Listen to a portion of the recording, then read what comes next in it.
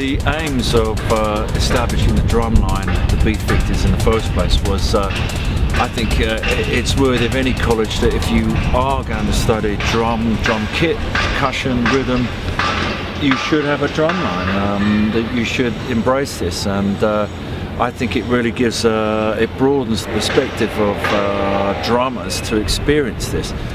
You know, you really do have to work as a team. I think it accentuates so many things about playing drums, as it were. And I think when that feeds back into the drum kit, I think you undoubtedly become a better player. I run the snare course at the college, and from my perspective, seeing the ability, you know, the technique, the level of technique for the players pre-drumline and post-drumline has been pretty dramatic.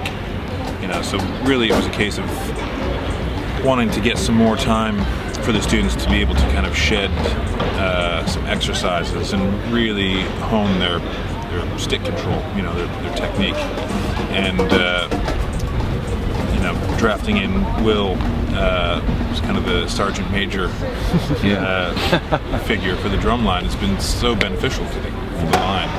I mean, I did a lot of it as a kid, so I mean, I just took what the people who taught me did, like just the constant repetition of running something and tightening up, sorting out your grip or any little issues you have. Like, if you just constantly run something for an extended period of time, it will get better very quickly.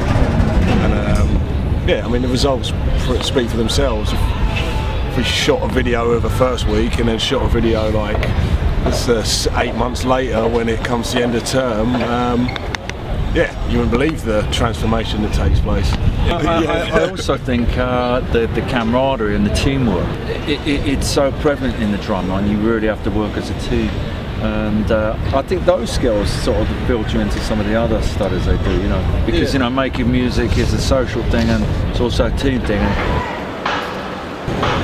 You want to talk about getting a phone call? Yeah, it was a very rainy Tuesday afternoon. Sat at home just doing some practice, phone rang, I was like, oh, it's Mike. Hello Mike. He's like, Will, I might have a gig for you. I was like, okay, cool. And he's like, oh, I've been asked to put together a performance piece for the UEFA Championship Finals at Wembley Stadium. I was like, sorry, what? Yeah, Wembley Stadium. I was like, okay. He's like, yeah, so do you reckon you guys would be up for learning some music, getting involved, playing in front of 90,000 people and 0.3 billion people on TV? So I kind of went, yeah, okay, we'll do that.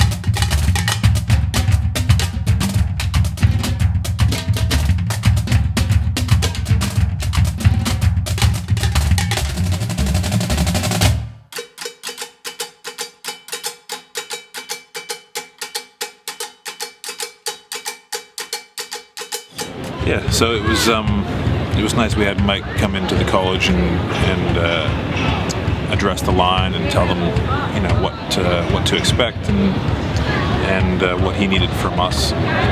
It was pretty exciting to get involved in that whole.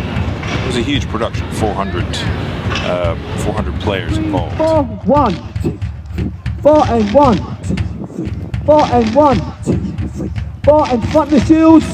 Side B, everybody's going to play the 1 and the 3.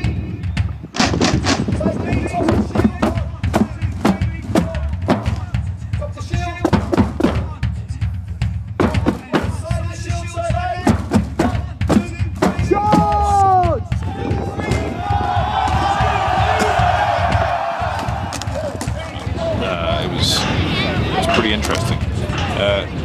Quite a challenge to kind of put the piece together. It was constantly changing as time went on.